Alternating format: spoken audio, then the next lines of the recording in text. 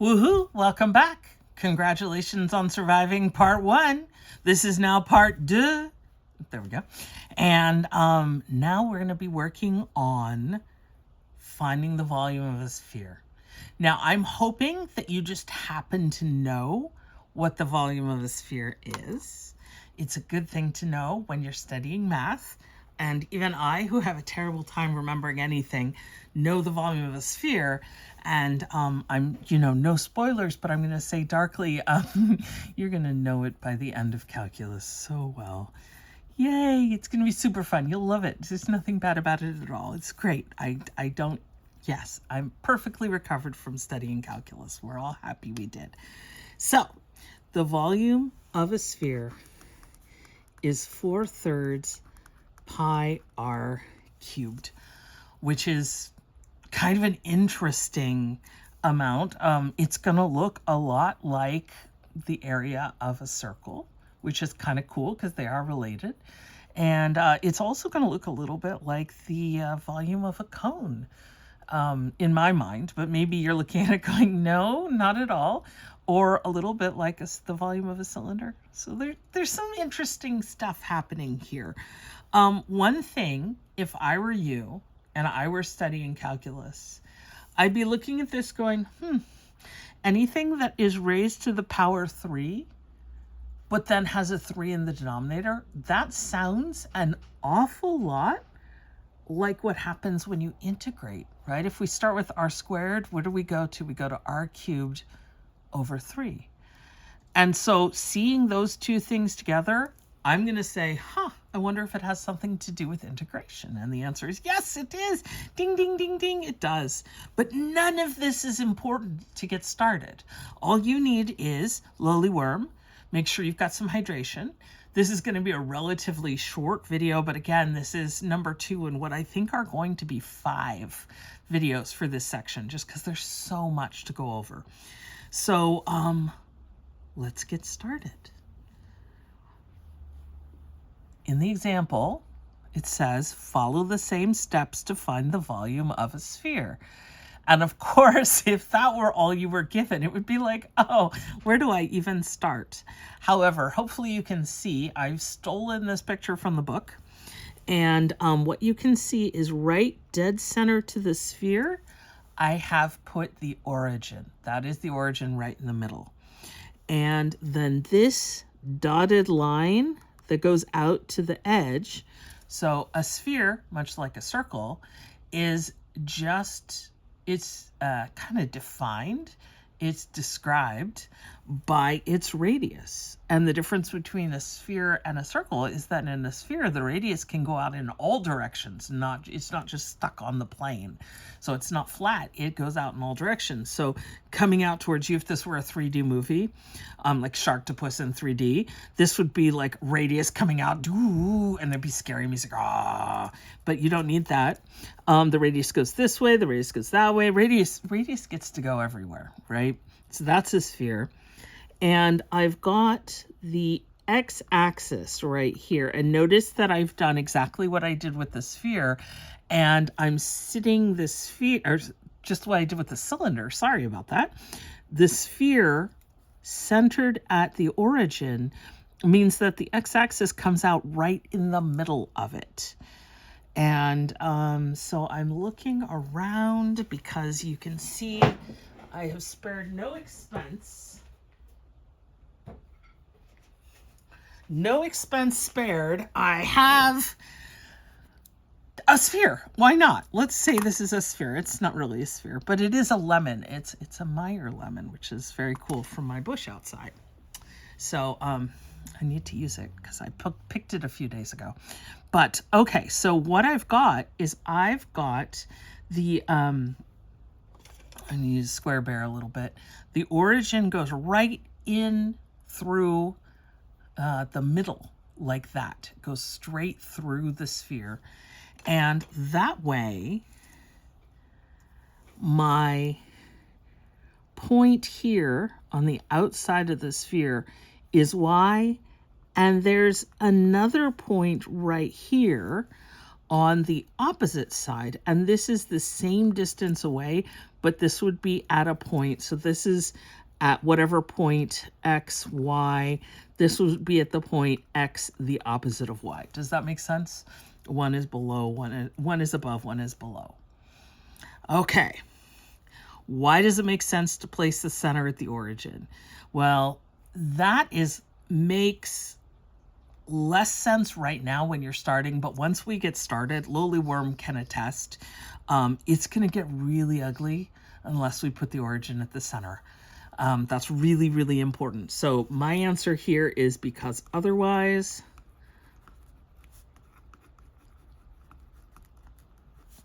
x and y are horrible.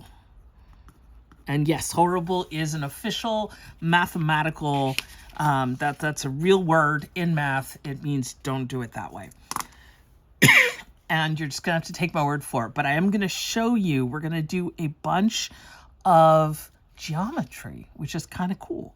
So we're going to do some geometry. Once again, just so the Lowly Worm doesn't get squished. I'm going to move Lowly Worm over here. There you go. Still there. Our nice support. In this case, not a carnivore. Very exciting. I think technically an omnivore. A mineralivore. Like worms just kind of eat whatever they come across, right? It just all goes through. And so Lowly Worm is your support animal today. And I'm going to draw, and again, this is kind of awkward. You are not incorrect that it is awkward to take a two-dimensional space and smoosh a circle onto it, like that. Oh, now I've got an axis on my lemon. But what's really great is if I translate this and I look just at this point, so this is R, and this is the point x comma y. I know that this is x and this is y, right? And in fact, I know that x squared plus y squared equals r squared. And that's going to be really helpful later on.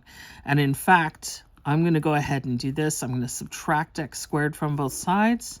Y squared equals r squared minus x squared, right? And that's just because I created a right triangle. That's all. So I've got the Pythagorean theorem. I created a right triangle, and now I know how x and y are related. Okay, so come on, let's keep going. What do the cross sections look like? Is the next question. You guys can't see it yet. There it is. What do the cross sections look like? I want to try to convince you. In fact, I don't have to convince you. Just a minute. No expense spared for you guys.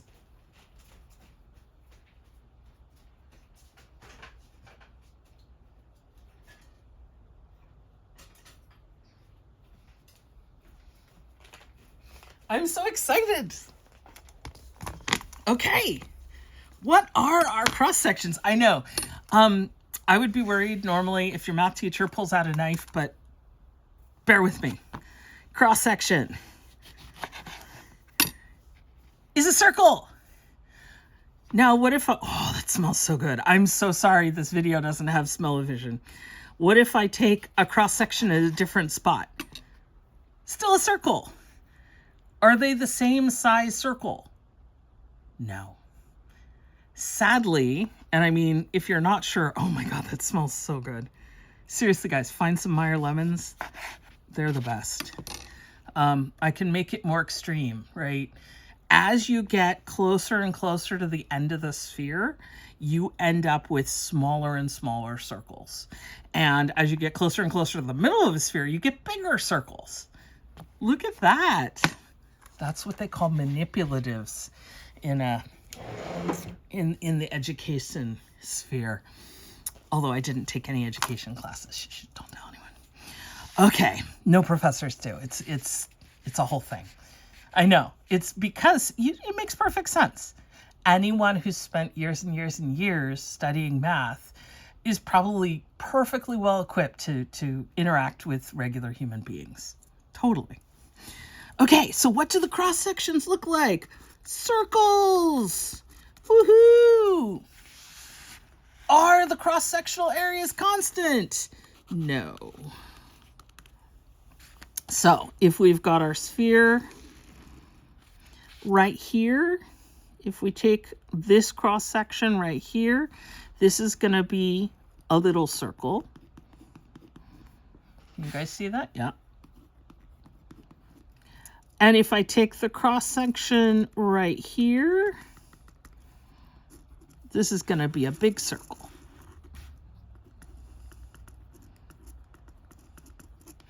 Now, let's think about what we were doing before. We were talking about cylinders. And the thing about a cylinder is no matter where you cut it, I'm not going to try cutting it with that. I love that knife. I'm not going to do that to the knife. But if I were to cut it, it would be very messy. But you could see that each of the circles is the same. It's the same circle all the way up and down the cylinder. With the lemon, which is not really a sphere, but you're humoring me. Different circles. So why is this a problem? So before, when we cut it up into circles and then we added them all up, it was really easy peasy, right? We just took the area. I've got this paper right here. We took the area from the circle that was always the same area and multiplied times dx. And then we realized, oh, we could pull that whole thing out. Now this is different. In this case, these circles have different areas, depending on whether it's a big circle or a little circle or a circle in between. And so integration is going to be more complicated. But we can totally handle it. You guys ready? Yes. Awesome. Okay, let me find the next page. I hid the next page from myself. There it is. Ooh. Okay. Find A of X, so A for area, a formula for the cross-sectional area. Now here I've got a hint. For each disk, now I'm calling it a disk and not a circle. A disk is just a circle that has a little tiny bit of width, okay? The radius equals y, and x squared plus y squared equals r squared. So let's review what we had. We had, remember when we started off, because of the way that we set up the sphere, we had this r, right? And then we had this y value and this x value, because this point was at the point xy. And then we discovered that x squared plus y squared equals r squared. That's Pythagorean theorem or Pythagorean, depending on where you were learn math and learn to speak. And then you can end up showing that y squared equals r squared minus x squared. Okay, so that's one thing. So this point on the outside of the circle. So then we come here, and let me see if I can do this. I don't know if I'll be able to do it justice. I really hope so. So here's y. Here's x. And what we're going to do is we're going to find ourselves a spot in the sphere. We're going to go out to this spot, and we're going to take this circle right there. Okay, so this circle, and we know that the distance from here to there, I'm going to do that with the purple guy. So this right there, right here, is actually just, that's just the y value, right? This point that's at the point xy, this is y, and that's the radius.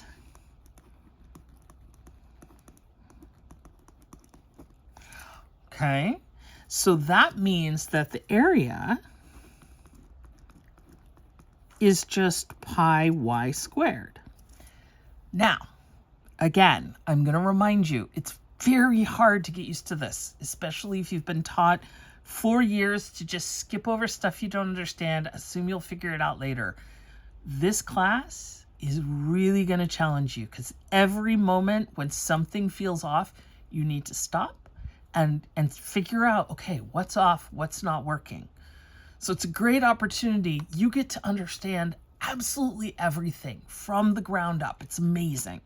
So it's kind of like a weird hidden picture, or Where's Waldo? What's wrong with this picture? Well, what's wrong with this picture is I said it's an area that has to do with X, and yet I'm giving you Y. And you should be like, hey, you said it was X, not Y. What's the deal? And I'll say, oh, that's right. I don't know what Y is.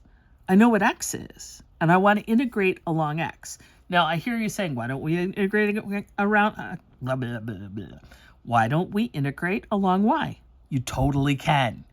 Spheres are like the most symmetric thing on the planet, and off the planet too. You can integrate in all sorts of weird ways for spheres. They're really beautiful in that way. But let's not do that right now. Okay, let's start with X's. Let's crawl, and then we'll walk, and then we'll run. It's basically the same stuff with Y. So I don't want to do Y. I want to do X. If only, here's Lowly Worm giving you a hint. If only we had a way to rewrite Y in terms of X. Look at that. We know what Y is. Y is r squared minus x squared.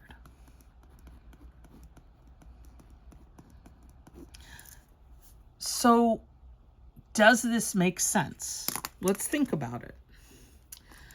When x is 0, right? When we're right at the origin, when x is 0, what's r squared minus x squared? It's r squared. That's because we're at the biggest circle we have. It's the one that's the absolute middle, that middle point, that full radius, the middle circle. Okay? What happens when we get all the way out to here? What is this point again? Remind me this point. This point is the point R0, because that's when x has gone as far as it possibly can. And how far can we get from the center of a sphere? We can get to r. So what's r squared minus r squared? 0. So this is right on the end is the little tiny circle that has no area. Okay, so this makes sense. This is an area. We can actually calculate this. We can actually use this because it's in X. Woohoo! So, what is the disk volume? Okay, so what's the disk? That is not just the circle. That's when we actually look, I know that's a terrible, but we look at the little cylinder that is the area of the circle. That's A of X from above. And then what's this guy? It's delta X, right? The change in X. And then we're going to make delta X smaller and smaller. And so, and you guys have been looking at this whole time. Da, da, da, da. Here's what I claim is the correct integral. Ignore the 2 to begin with. I'm going from 0 to r. Okay. Pi, r squared minus x squared. That's this. This is the area.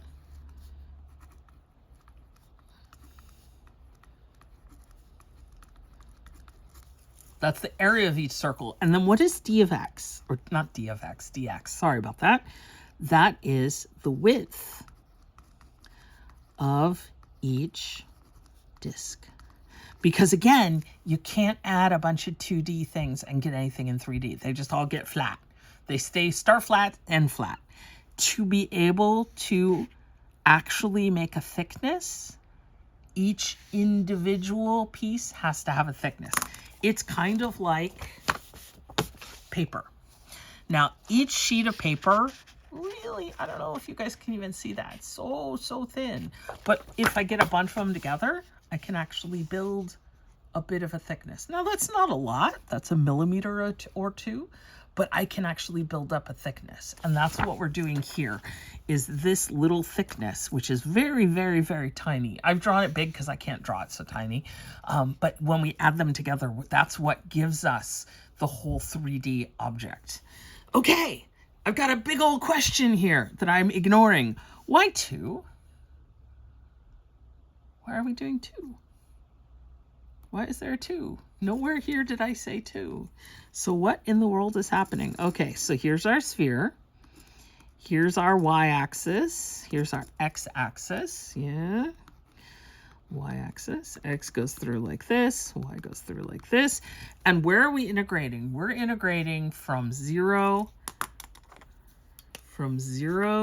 to r. So I'm going from there to there, right? This is the integral from 0 to r, because this is the point r comma 0, and this is the point 0 comma r. Why 2? Because this integral just gives us half the sphere.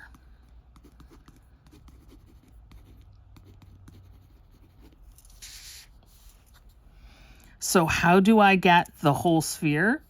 Well, I mean, I could try going from 0 to, from the opposite of r to r, right? I could do the whole thing. That's a pain. It's twice as much work. I don't want to do that. I want to be lazy. I want to go from 0 to r and just multiply by 2, because the 2 halves of a sphere, do you guys agree? The 2 halves of the sphere have the same volume. So I just figure out half of it and then multiply by 2. So it's kind of being lazy, but that's the other thing I'm trying to teach you in here, is the trick to math is being as lazy as possible whenever you can be lazy. Do not do the extra work. I mean, unless you really want to. If you really want to, integrate from the opposite of r to r, if you really, really want to, and see what happens.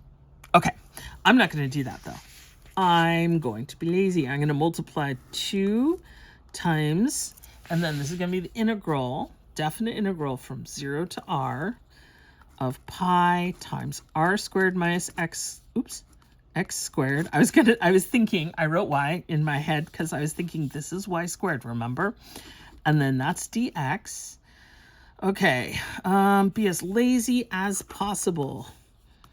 I'm going to move the pi out of the way.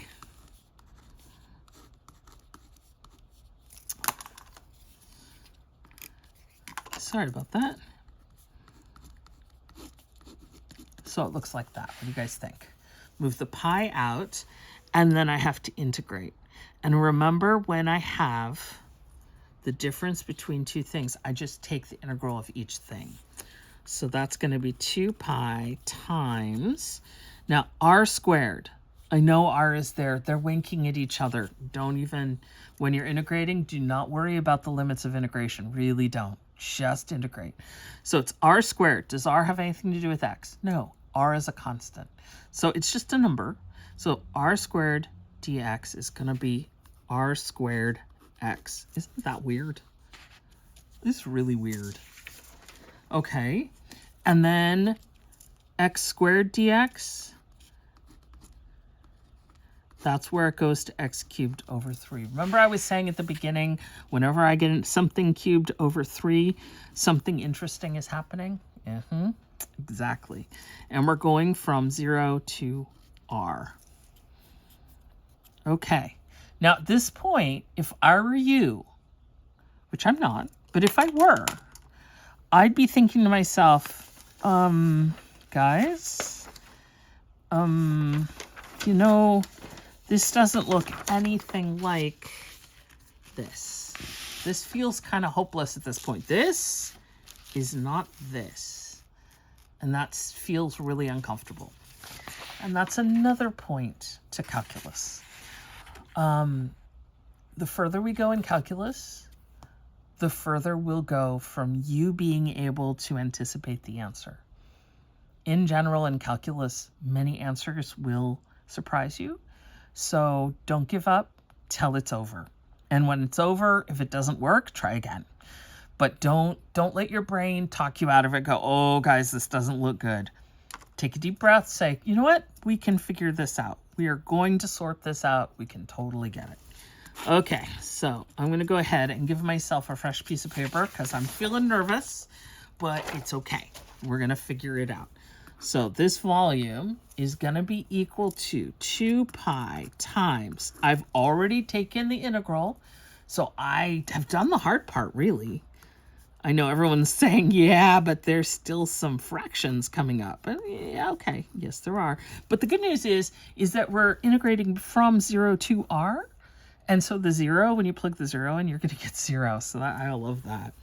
Okay, so I got 2 pi, and then what happens in here? First, we put in the r, so that's r squared times r minus r cubed over 3. Okay, and then minus r squared times 0 minus 0 cubed over 3. Okay, so then what happens? This whole piece, well, that's just 0. So I've got 2 pi times the quantity r cubed minus r cubed over 3. Okay. So now we actually have to do some fractions. So this is a great time to remind you, calculus is based on fractions. And so any chance you get, practice your fractions. I need common denominators. I need to put this into thirds. So this is 3r cubed over 3 minus r cubed over 3. Okay, so not too terrible. R cubed becomes 3r cubed over 3. I'm still not going to multiply till I finish my subtraction. I got 3 of these things. I'm going to subtract one of them, so I get 2r cubed over 3. And then I'm going to multiply through. The 2 times the 2 is 4. Then a pi. Then an r cubed all over 3. Guys, look! So exciting! So exciting! Is this what I told you it was going to be? Ta-da! Oh, you can't see. Ta-da! We did it. You guys, you're amazing. And again, it's been over 25 minutes, so it's a really good time to go take a rest. Rest your eyes. Do not keep looking at screens. Focus on something much further away, or close your eyes. Listen to some music or dance around, or I don't know if you guys can hear the birds are all singing. So I'm very excited about today because it's sunny and it's warming up, so everybody's really happy. But even if it's raining, try to find something far away you can focus on for a little bit. Get a drink of water, go dance, go sing, do some art, even play video games, but stay further away than you were watching this video so your eyes get some rest time. Get a snack and then come on back. What we got to do next is going to be challenging. So maybe take a little nap, but you got this. We're going to be able to do it together. We're totally got this. And, guys, you're awesome. And I will see you in the next video. Take care. Know that I'm so proud of you. Math on and woohoo.